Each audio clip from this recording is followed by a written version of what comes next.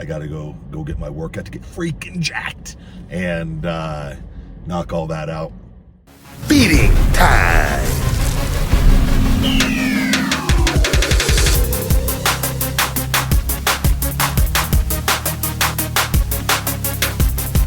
Feed me more. Yo, welcome to Feeding Time. I'm the big guy Ryback. And today, guys, very simple video as far as with the food today. I came to Capriotti's. I heard they also, I've done the vegan Impossible cheesesteak already review there. That's on here on the channel under the Feeding Time videos. But I heard they had a turkey that was possibly vegan. It was vegetarian, which it had egg whites in it. So but I wanted to go check, went in, and I don't feel like driving all the way across town. I'm already running a little behind today, and I gotta go get my workout to get freaking jacked and knock all that out with some good Stairmaster work. You gotta keep, the grind continues, Got my Superman shirt on and stay strong, you know. But so anyways, Carl Jr. was right here, and I just got a double Beyond Famous Star. I've had these before, they're amazing, so we're not going to be doing a review on it today, and we'll get this video out here probably next day or two, as you all know. And it sucks, the unfortunate news of John Huber, Brody Lee, Luke Harper, John Huber. I know him as, always call him Brody, Luke Harper. He had several names with me, but unfortunately passed away, and I think it's taken everybody kind of we're all kind of taken back by it, but it's also been very cool to see so many people remember him and how many people's lives he's touched. He was funny. I saw a lot of the being the elite on with the Dark Order. Man, seeing all that, there's a really touching tribute to him that just came out too. I highly recommend everyone go watch it. That was like the Brody, that not just all the cussing or anything, because that's but like just the personality and the having fun and the laughing. Man, I was looking forward to that again. And I hadn't talked to him in a bit, probably been about a year and a half. It sucks, the unfortunate part with wrestling. And when I used to talk to him quite a bit. I mean, when we were there and we went bowling, and I posted those pictures, and we'd had his little Brody, who's all 8 now, crazy. He was little when I knew him. And just the whole thing is just like, you just wonder, makes you kind of just like, why, you know? But we'll never have answers to things like that. I just know he was, man, what a guy. And it makes me happy to see everybody you're never going to hear a bad thing about him. That's with most majority of wrestlers, though. Most guys are good guys, man. And he was such a talented big man.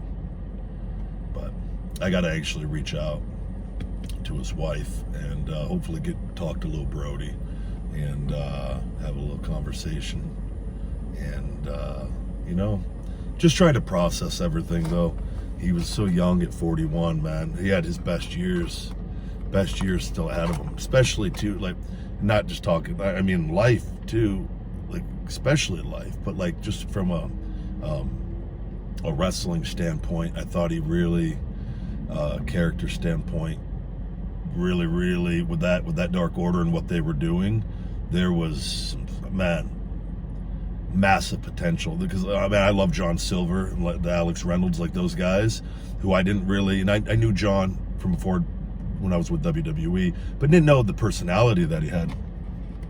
And you know, having all those guys and Luke embracing that, and it was I thought that could have, man, I was really excited. I was really, like, I was digging it. And so, but I think those guys are going to be all right. it's gonna suck. There's no doubt about it. Like, just as far as, you know, the only thing we could do is just choose to celebrate and remember him in a great way. And I posted some different things, multiple things, and will continue to do so as things pop back into your head and remember certain things. And it's so cool to see so many like people sharing happy memories, laughing. And too, I've laughed and cried, man. It's and I don't cry a lot, so I try not to, but sometimes it's nothing wrong with it. You got to let it out sometimes. So feeding time.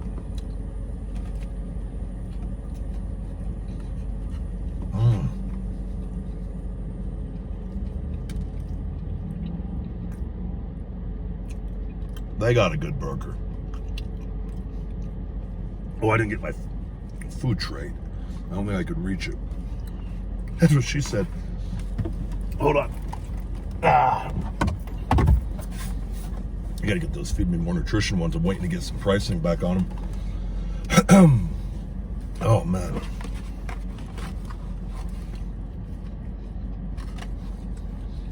He kicked my ass in bowling. I talked so much shit to him. And I do it jokingly. It wasn't like I thought it was like this, you know, Roy Munson of bowling. I just knew it got him riled up. And I kept telling him I was going to kick his ass bowling. This went on for a bit. Finally, it timed out where I forget. We might have been near in his parts. Had to. It was back east. Yeah, Albany, I think. I think we were in Albany. And Albany or Buffalo? Where were we? Son of a bee. It was somewhere back there, though.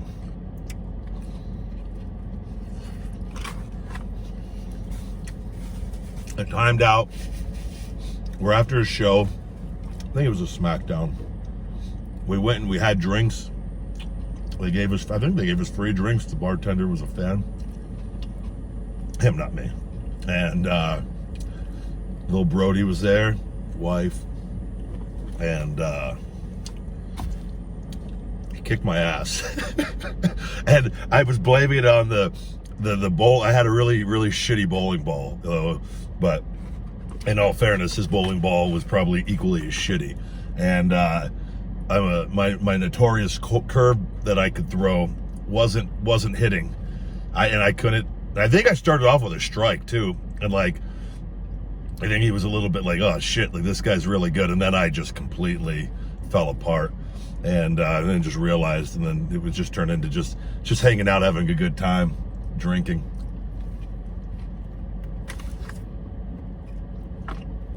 Enjoying being off.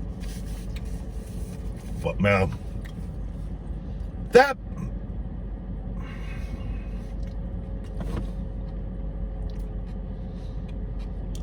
she put cheese on my burger. I asked for no cheese. And I've already taken bites of it. I'm not like I'm gonna, you know, I've been vegan for 13 weeks. And I'm not gonna like just lose I've already committed to eating the burger. So I'm just gonna do my best to take off some of it. Which I'm not gonna be able to get all of it. But it happens, and it's not like something where you can, some people, you know, would freak out. I'm not gonna freak out. It doesn't ruin anything. You know, the rest of the cheese is stuck on this. But we're not gonna let that ruin things.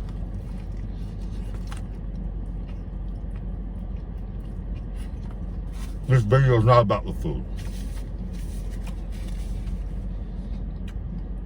Just sharing some memories of the guy I really liked. And everything you hear about him, man, family, man, like he's like him, Curtis Axel, Joe Henning. Great family men that really, I've just felt like, really, the wife, the kids, you know, and always just did the right thing.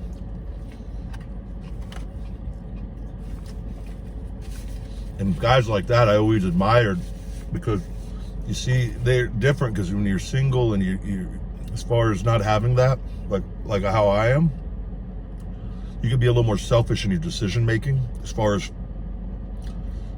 certain things. You can speak up maybe a little more. It gives you a little more freedom maybe, because you know you don't have the family where you need that. You know what I mean? You can take a few more chances. But guys like that, I felt like too, they worked so hard and they did it for their family, you know?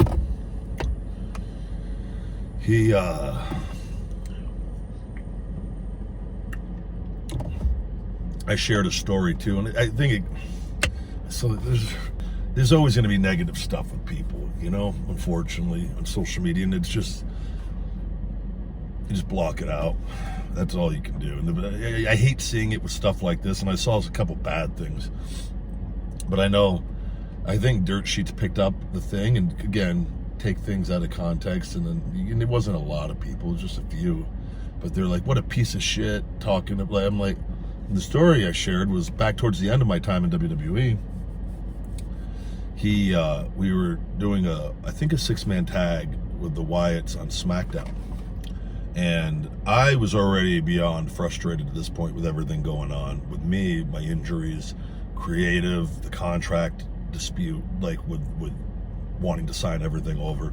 And they were already kind of messing with me, which they'd been doing. So there were a lot of factors that went into this. And I remember I got called, and the writers they text and they go, here's the match, this you're going over. And a lot of this stuff, we were all in these angles that met at the time. We were all kind of like, it was all just being thrown together. It eventually led for a Fastlane pay-per-view match, which I actually did end up winning. Scripted to win. Well, at this one, it went from them texting me and telling me, going over, this is what we're doing, and then getting to TV and everything, that being the place, and then all of a sudden, things got rewritten, right? And then it was the Wyatts, I think, beating me or just taking us all out. It was something, and it wasn't, none of it's bad, right?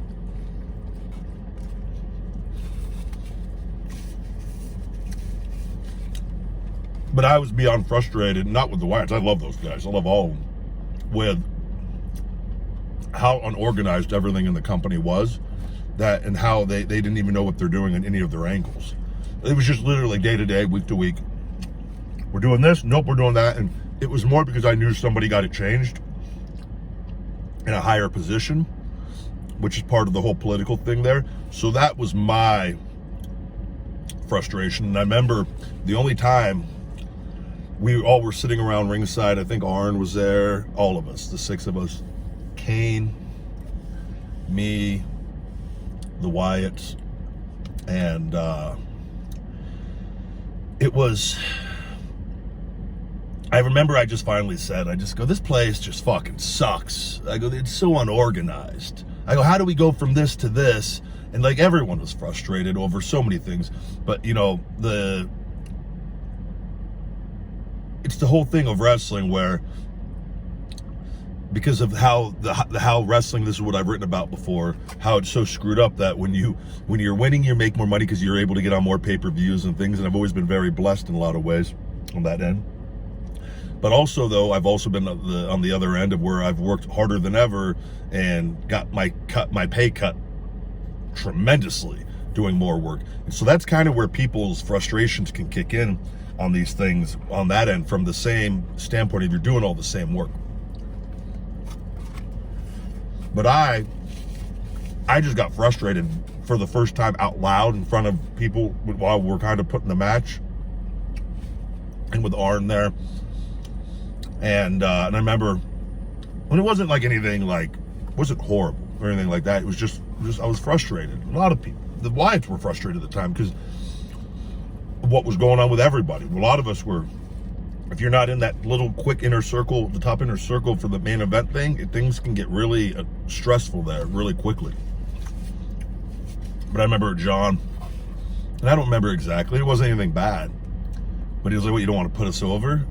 Or so, you know what I mean? We were close enough to have that conversation. I go, you know, that's not it. And I go, I've never once change to finish doing anything. I go, I'm not changing a finish.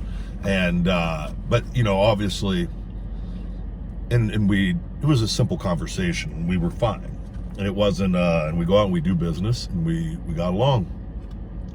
But I remember I just wrote a little tweet saying like he checked me, and by that just what I mean, like that story, like just had a conversation, and it wasn't anything, you know. But it was a good memory I actually have, because it felt like it was. I always respected him for that, and it does, and that's why I've never had a problem too. It's like you put people over, people put you over, and you always want to do good business. And that's what I explained that too. I was just like, explained in detail kind of what I was with you guys about what was going on. And of course he understood. And we all go through our different things. He was going through all his different things there. But I think part two, I was still holding a lot of frustration from the main event stuff and being taken out of that, and then digging out of it, coming out with the Ryback stuff, and then coming out of it, and then having it capped off again, and kind of being in that little period.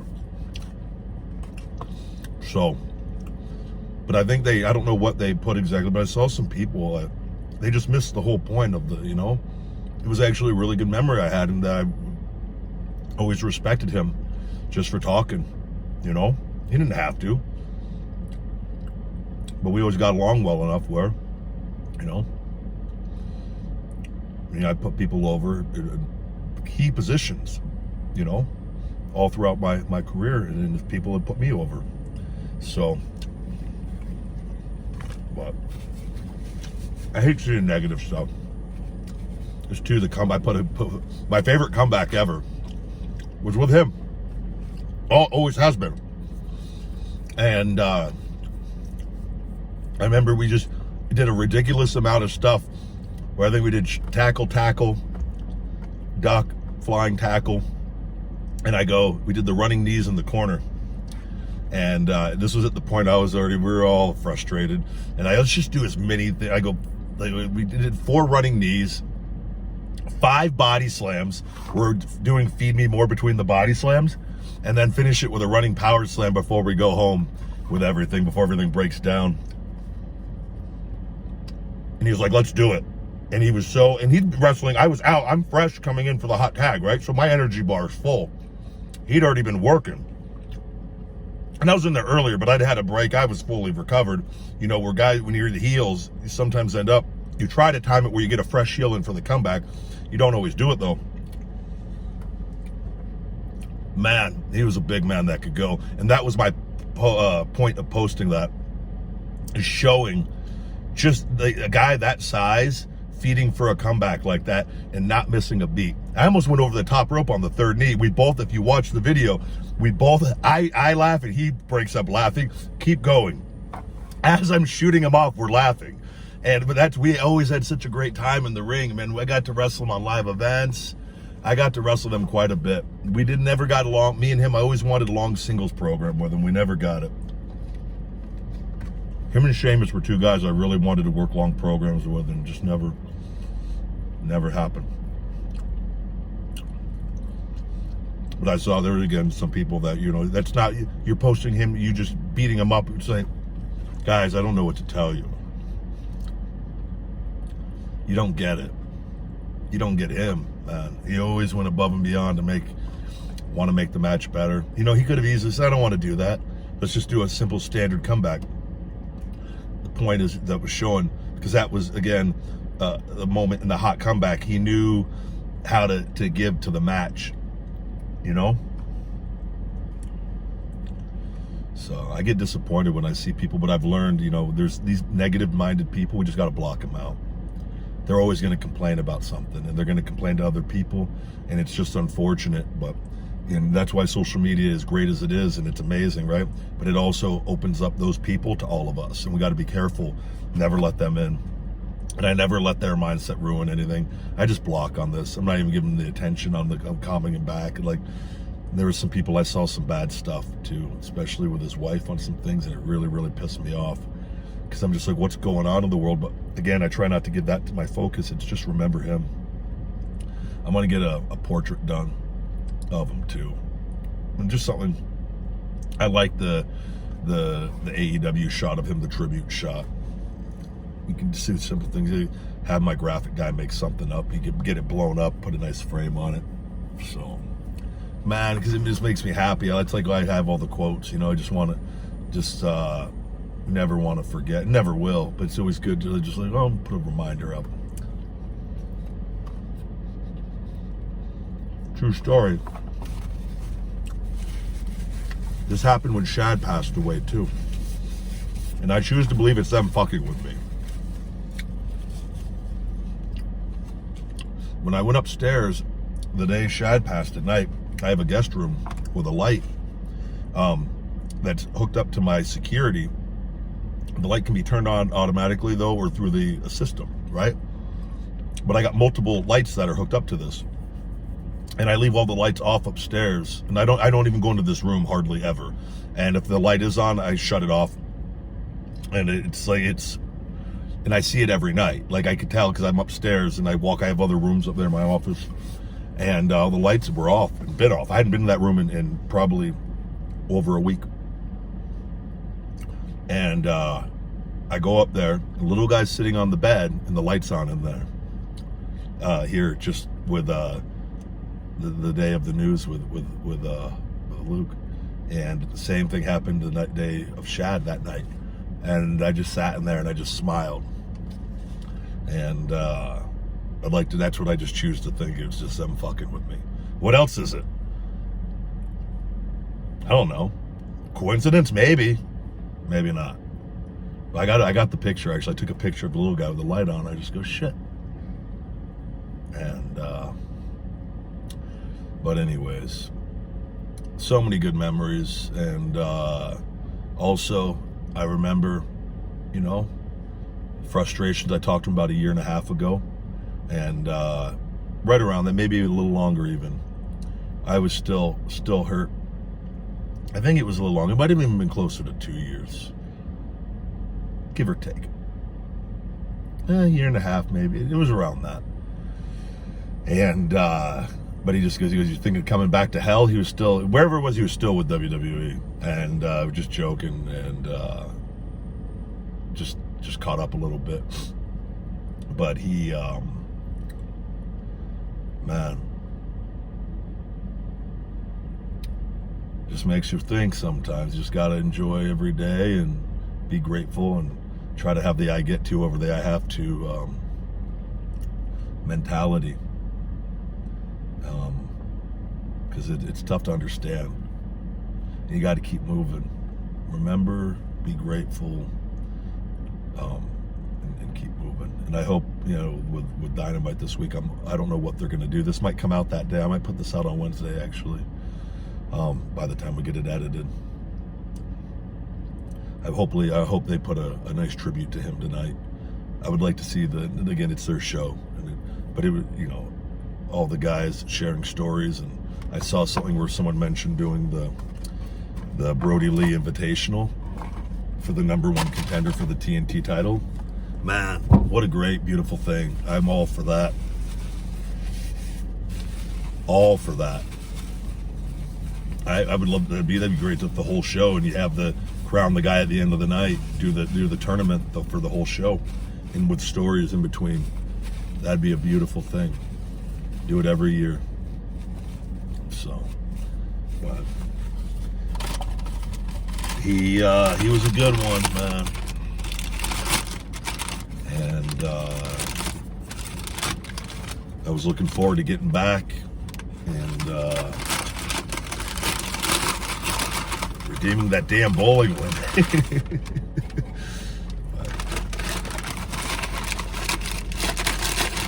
I just got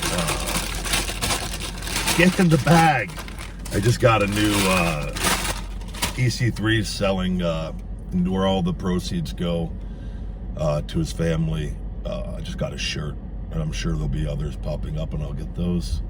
I got to look into the supplements and see. I'm going to see how we could do something. I don't know.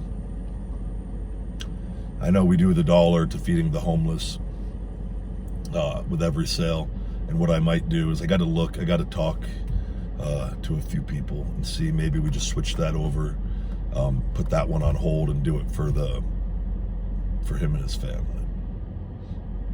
Maybe the whole fucking year. I don't know. You know? Good thing is, man, wrestlers, all the guys too, and like the tough thing is the family and kids, you know? That's tough. That's the hard part to process. But like there's so many people that I feel like, man, that are going to be there for the family and as much as possible, you know.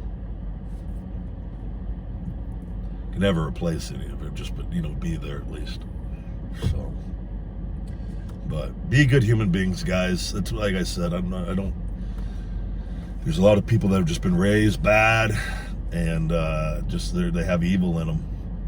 And we can't let them, we just got to block it out and just keep trying to do good and be good and be grateful for everything and every day. You know, it really is a gift. So, but I'm sure we'll talk about it more. I just wanted to do something. I just timed out with this and I was like, oh, let's just talk about him a little bit. So,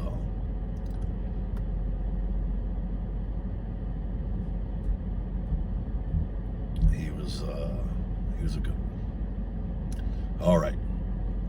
He's no doubt resting in peace. Him and Shad are tagging right now, taking on probably Macho Man and Warrior. I would imagine they're going over strong since they're the fresh new team. And so they're going over strong, I would like to think, right now. All right, guys, say keep positive thoughts and prayers, whatever it is you do for him and his family. And I'll see you next time. Feed me more. Thank you very much for watching Ryback TV, guys. Please turn on your notifications and subscribe. Also, check out Feed Me More Nutrition Premium Supplements for men and women. FeedMeMore.com. Save 20% all of December for Christmas for the holidays with discount code HOLIDAY20 on FeedMeMore.com. Thank you as always, and never forget those 3 magic words because you will be hearing them again soon. Feed me more.